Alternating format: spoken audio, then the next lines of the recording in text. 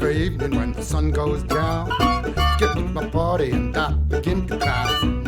I don't care what the people are thinking. I'm not drunk, I'm just a drinker. I set 'em up, another round. I set 'em up, another round. I set 'em up, another round. One more round won't get me down.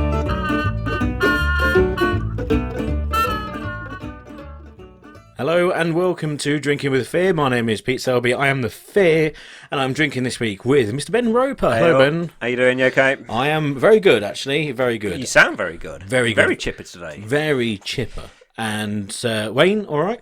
Not bad. All right. Okay. Okay, Let down a little bit there. Yes. Okay. Bloody hell, fine. We started. I was looking forward to a really good episode. Yes, all good. Yeah, well, I woke up about 20 minutes ago. I've Why? been asleep all afternoon. I had fucking no idea. Just been knackered. Why are you knackered? I've got a newborn I don't baby do and I'm still anything. a chip. Being nice You and are cheery. very chipper. Yeah, but you probably slept. You get better sleep now. Why do I? Well, you told us that on your first night in the hospital. Oh, that You had was- like 10 hours sleep. So Yeah, I you did. probably do better now than you ever have done before. Yeah, I did. Sleep like an to- actual baby. So to allow us to take the baby home, it's quite weird. They have a hotel room in the ward. Yeah. And then, before the last rule, when she's passed every test, then mum and dad stop over for a night, and if they can go through the night and be okay, and it's all right if you're unsure with anything, you've got nurses down the hallway, you can do all that, and I had 10 hours sleep. Do you have a mini bar? No mini bar. No, I had Room service? 10 hours sleep. Woke up, and Mrs. looked knackered. Did you have porn on the TV that you can order? No, they had Baywatch. That's It was a good close film. enough. It was a good film. I didn't see the end of it. It dropped off. Really comfy bed. It is a good film. I enjoyed it. It is a good film. I think played I it to the mentioned kids. Spent about 2 hours staring at Baywatch instead of your newborn child. Yes. Excellent. Yeah. No, we played that film. So like Ali's got 2 kids, and we played them that. And whilst it's like 11 and 9, it might be a little bit risky. Some of the language isn't great and all that, but they piss themselves the entire way through it. It's a great film. Yeah, no, I think so. It's I don't believe too much on ratings for like kids watching films. I don't think like weird, but I think if you're about 10 or 11, you can watch a 15 or even a bit younger. I used to do it as a kid all the time. I remember, and it's not fucked you up in any way, shape, or form. I remember being 9 years old and going to watch Gremlins 2 when it first came out, and that was a 12. And I went out for a pee halfway through, and an old woman that was there collecting the tickets when you went in, and she had a right go at me because I'd come out of that cinema, and then came in and she found my mum and gave my mum a public bollocking in front during the middle of the screening about how I shouldn't be allowed in there. Was that because you got your knob up in the... Why does it go to my knob every time? Well, you have It's past. the only level of humour You know, got Pete, past is my knob. form with cinemas, apparently. If you listen to the previous... we don't talk about that. The previous episode. We do not talk about that. I No, need we to don't. I need to stop being so honest. So, Well, no, sorry, just talking about that, though, I remember convincing my parents once that Basic Instinct was a really good film. And so they recorded it on a Saturday night for us so that we could watch it over Sunday lunch. My gran's face. No, it lasted a good 15 minutes, and then that was it. Gone. I'm fairly sure the first the first 10 minutes is Yeah, pretty it graphic. is. Yeah, it is. I bet she loved it. Well, she likes a good cock sandwich, don't she? Yeah, that's true. Anyway, welcome to Drinking with Fear. If you're new to the episode, then congratulations, you've lasted the first minute or two. And the basis of the episode and the podcast in a whole is that we sit down with a few beers and have a drink. Ben's currently wrestling with his microphone. Hardly wrestling. No, you're not really wrestling with it, but there you go. So we sit down and we have a beer and we basically chat about whatever. Now, drinking wise, as I try and not stop the recording with stupid bloody Avast antivirus thing comes up. Anyway, never mind. I've got some Moretti, and I've got some Moretti from a recent trip. Come back from Centre Parcs and Prague, so I've got some cold Moretti. Centre Parcs in Prague? It's not in Prague, but both. It's in a little bottle, though, Pete. They are in little bottles, but I couldn't find the big ones. So I turned up to Centre Parcs with a crate of small bottled Moretti, or standard bottle, you would say. I mean, we have the rule on the podcast that you can only drink the big bottles. You wouldn't buy that in a pub, would you? No. Exactly. Unless it was a gift. If it's a gift, it's absolutely fine. fine. Or if they're on offer. Yes, it was on offer. And There you go. But I turned up to Centre Parcs with this crate, And I put it on the side right next to another crate of Moretti that my dad brought. So happy days. So basically, these small bottles are not, because there were ×2. So you could have 2, pour into a pint glass. But there was 2 of you. No, but there was 2 crates. So for me, that means that there was like 1 crate of big bottles instead of 2 crates of small. Okay. Because you can empty 2 bottles into a pint glass to get a full proper pint. That doesn't make any sense. That's more than a pint if you had 2 of these. You get what I mean. So anyway, I'm drinking the Moretti. Wayne, you're on the... I'm on the Jamesons. You're on the Jameson train. Triple distilled Irish whiskey. So this episode will get pretty weird. Yeah. Carling for you. Carling for you. Although we've got Moretti on standby. There is a I'm going to have a Moretti afterwards. There is a Carling over there as well. You meant to have like the whiskey as the chaser rather than the beer. Yeah, but that's you. So I've had a busy week. Went to Prague over the weekend to see the Czech Grand National, the Pardubica, which was amazing. Great weekend. I've never been to Prague. Never. That's quite nice. It's a long time ago since I've been there. You hear Prague and you instantly think cheap beer and a bit awesome. Mad. Awesome as well. But also it was the same day as the England game. England play football there on the same day. Saw no trouble, hardly anyone there, and it was really quiet, laid back, and had a great time. So I don't know what all the... Yeah, there's quite a bit of fuss about it, wasn't there? Yeah, I think there's just a lot of fuss in preparation, but nothing really kind of... But you saw no punching and fighting. No. And then, but it was 25 degrees, not a breath of wind, and so just amazing weekend, and the day of the racing was great, really good. How cheap is the beer? Well, this is the thing. The beer in all the bars and this, that, and the other, really nice. Quite a mixed group as well, not just you just group of lads. It was just an eclectic mix of people, really, of different ages and stuff. So the first couple of days, you get there, a few beers at night, watch the England game on TV. The next day, explore the city, all very nice. But then the day of the racing, we get to the course on the train, all very good. And we're there, fantastic. What a great place. This is going to be great.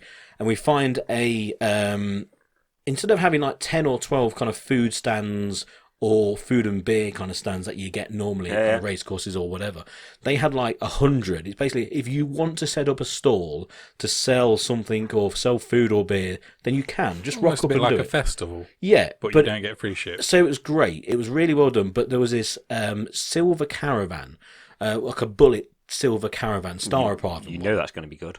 Yeah, exactly. And it was a Star Private one, and they had it down to a T where, because obviously they don't give you a full pint, they give you kind of a big head and 3/4 of a beer. Yeah. And when you pay the wee wows to give to get the beer, because that's what they're like, wee wows. Yeah, that's what we call the just currency, just monopoly money, isn't it? When it's just monopoly money, so it's just 200 wee wows, and then you buy like 8. Oh, well, 8 pints, please. And they give it to you so fast. And it's ice cold, really cold. Yes, it's in a plastic glass, but, it's good. And you realise it's like 80p a pint. Nice. And it just set us up for the day. It was really good. So really I spoke to Saunders about this, and he said it was less than a pint, less than a pound a pint out there. So I think my brother asked him actually on social media, saying, how much less than a pint is it? He said, we worked out it's 12.8333p less. And if you can work that out, I don't think you've had enough beer. You've not made the most of a less than a pound a pint to work out that it's going to be that amount of money. No, well, Saunders was there, as we said, who regularly sits in the show will know. And when you go to a normal bar, it's going to go up and down occasionally, but it's not going to be anything major. So you don't really pay any attention. They say, it's 500 wheel hours, please. And you go, okay, fine. You've got to pay it, haven't you? Yeah, you're not going to... You got to pay it. What else are you going to do? Yeah, but also, you're not being ripped off. It's fairly cheap. But when you go to the race course and they ask for, and you're buying, 7 pints, so there were 7 of us, so 7 pints, and it comes to 200, and you go, hang on, this is, and that's when you get the calculator out to work out exactly how much it is. And it was about 80 odd p or so. It was fantastic. Do you then go into fill your boots sort of mode? Because it's so cheap, I need to get my money's worth. You don't stop. You always have got a beer. And it doesn't matter who goes and gets them because they are that cheap. And even though it was really busy and it got very busy throughout the day, it doesn't really matter because the queue went down really quickly. But you're at racing as well, so as long as you get your bet on and you go and watch the race. Yeah, maybe it takes the pressure off you a bit. It's only so cheap. I don't have to guzzle it down. No. to get my money's worth. No, to be honest, it's different. You have to drink at a steady pace because there's always one being produced. Because again, everyone will buy around whenever they feel like it or whenever. So there's never a time where you're going, well, who's buying a beer now?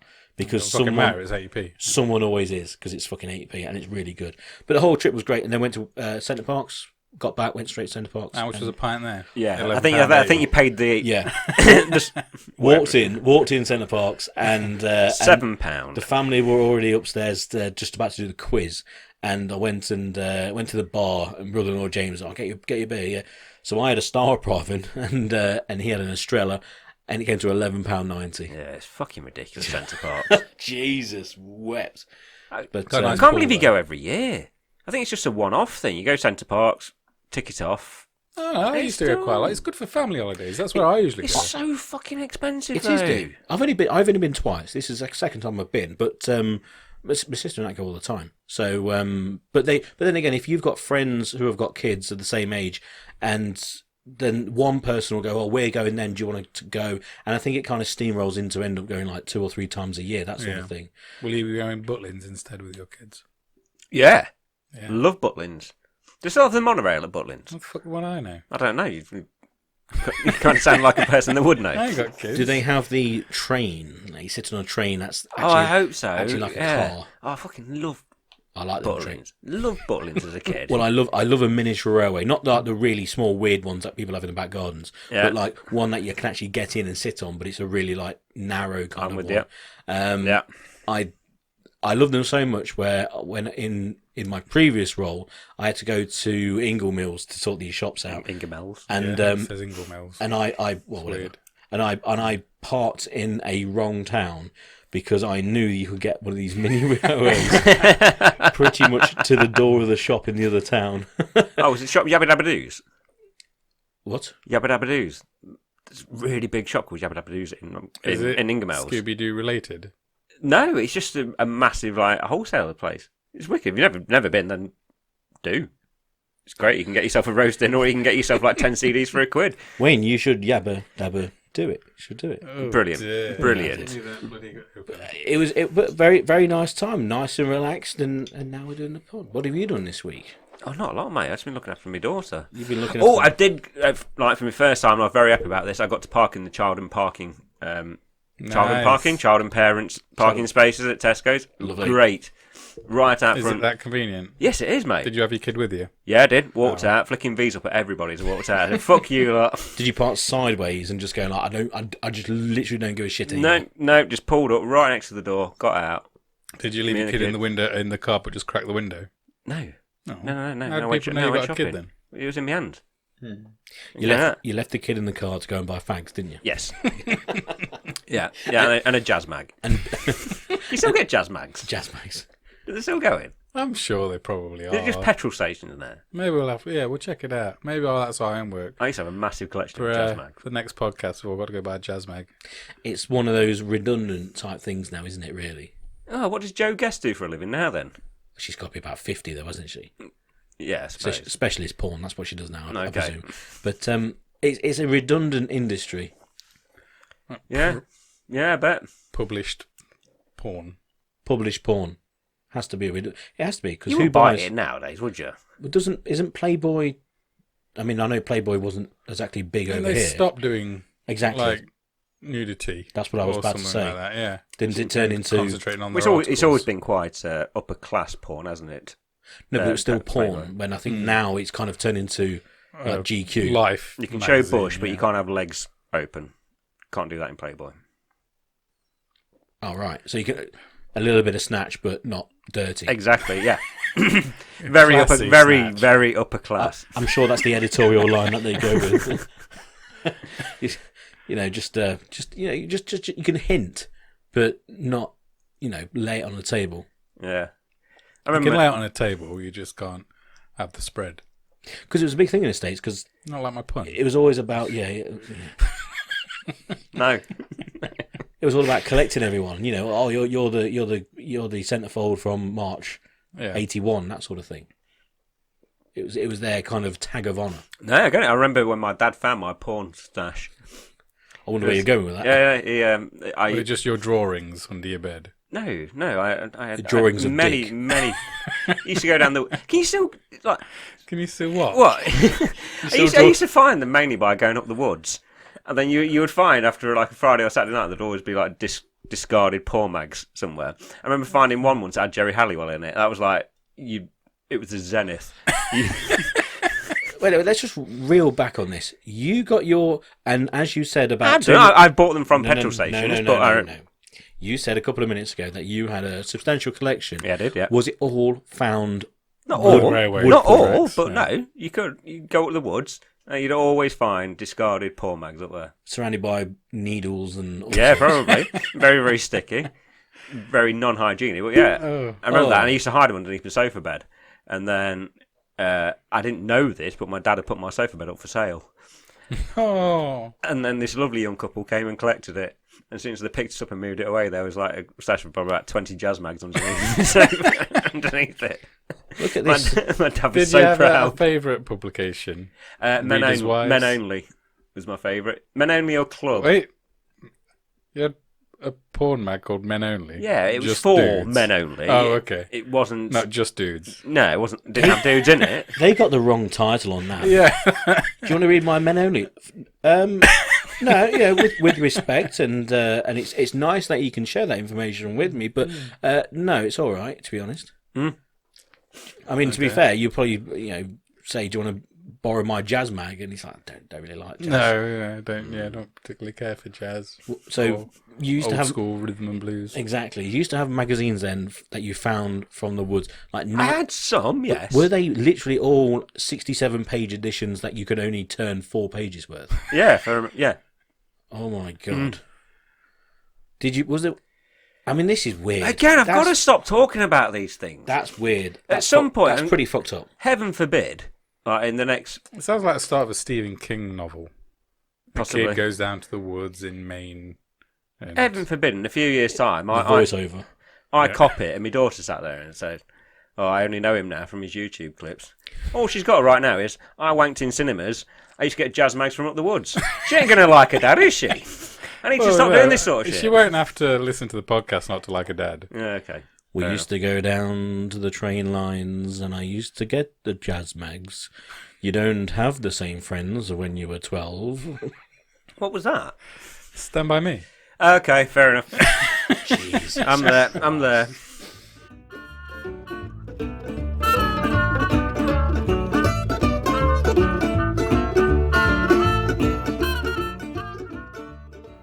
So interesting week, very nice and everything.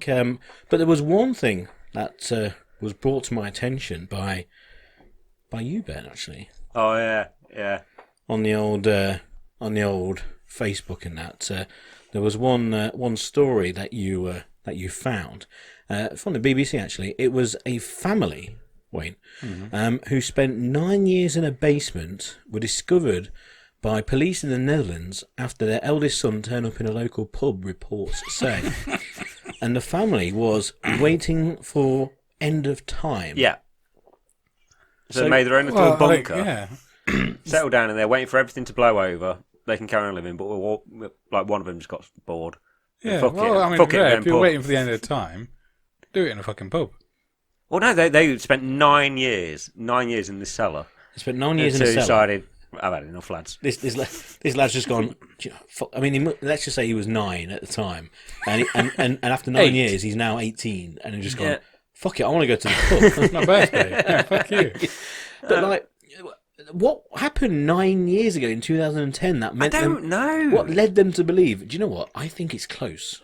I mean, history is littered by cults and sex and all that sort of thing. Yeah, Nostradamus said it many times. I don't think he ever said anything in 2010 for you to go downstairs and this is it. I mean, it's generally, you do get them in Europe and you get them stateside, these kind of like weird groups and everything. Yeah. I think it's, the whole Waco thing and all that sort of thing. It's quite impressive, though. Imagine 9 years. That must have took some preparation. Definitely. What were they eating? Yeah.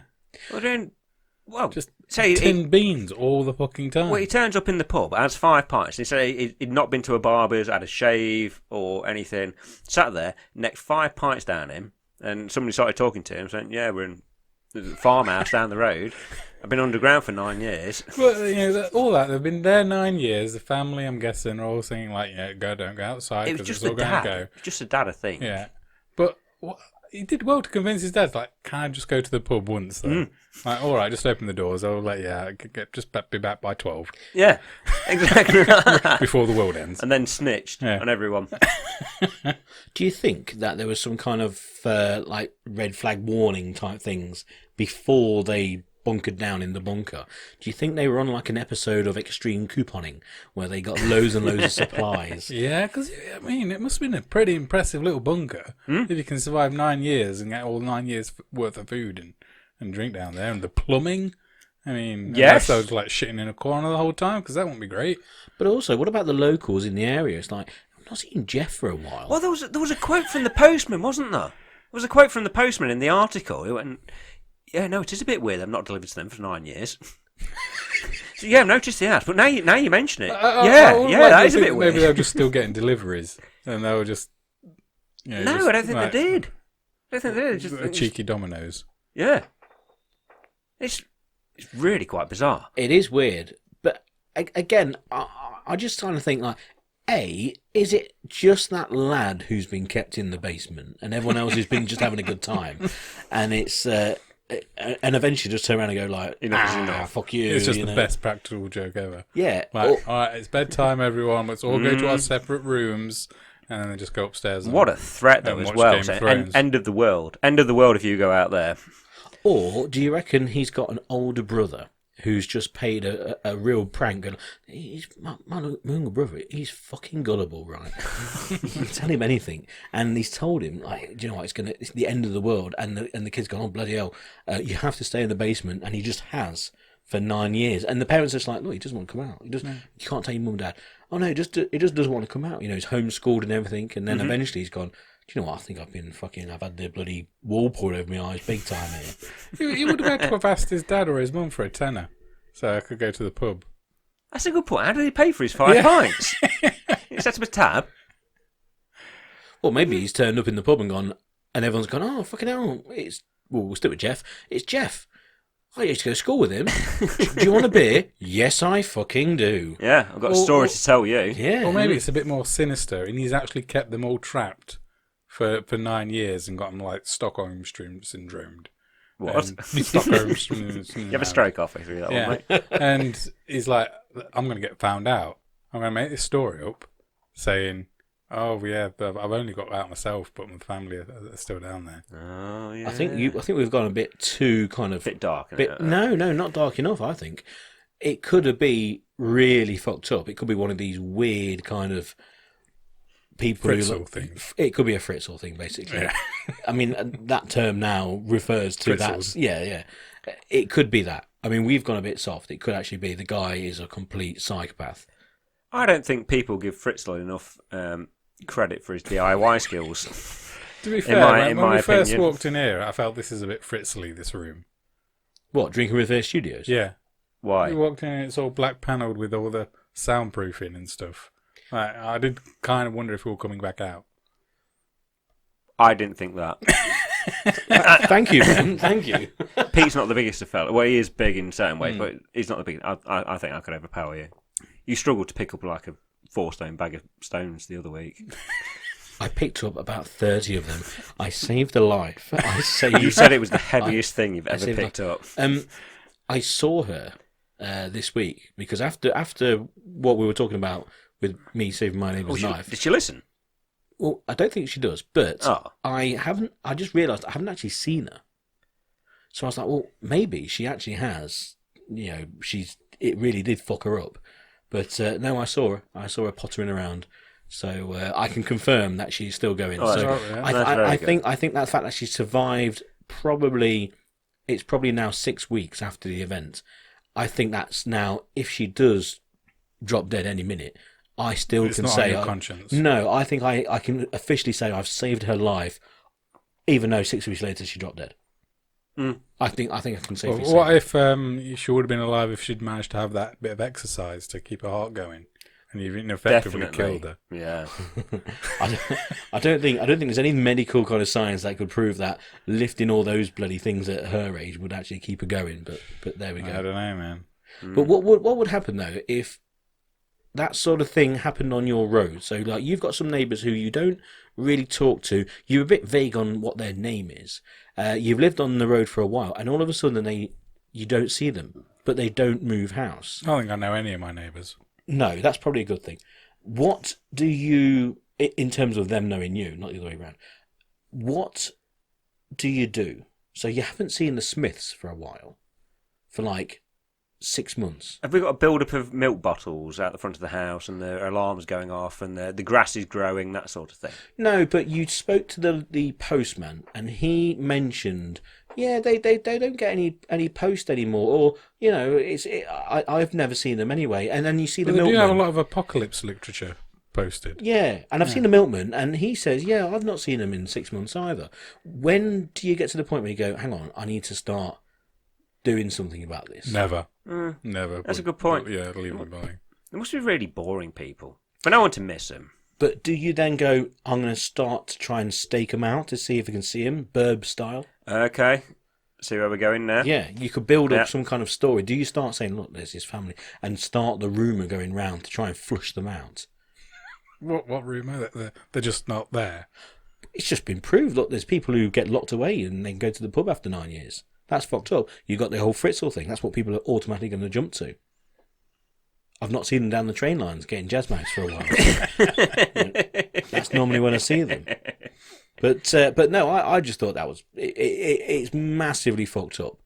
But if it was the end of the world on the horizon, Yeah. why would you just lock yourself away? Why wouldn't you go mad or just accept your fate? I'm Well, with it you. sounds like they thought they'd survive it and maybe come out the next day as the What leaders would of you the new want world. to? Yeah, but what end of the world would it be where you could survive being in your basement? What kind of end of the world scenario is that? That's a really tame end of the world. I would much sooner spend the rest of my days down the pub or with my loved ones or doing something like that, end it, than come out of a bunker 9 years later, everything's fucked up, Yeah, can't do anything. All the woods in all the country and all those jazz mags that you have access Oh to. wow, I didn't think about the jazz mags. But that's what I'm thinking. Like, if what end of world scenario were they thinking of? It had to have been quite a tame one for them to just think, if I'm in this small town in Holland, that I could just sit in my basement for fucking 9 years until it blows over. That's not how things work. Maybe just random chaos like Mad Max, where like all the fuel dries up and everyone goes crazy and kills each other, and then they come out and I've got my tin of beans. Yeah, but that's not going to happen. I mean, are they thinking aliens? Well, I'm sure whatever they thought is not going to happen. True, but if they're thinking aliens, War of the World style, then you can maybe understand it. Maybe that's what they thought.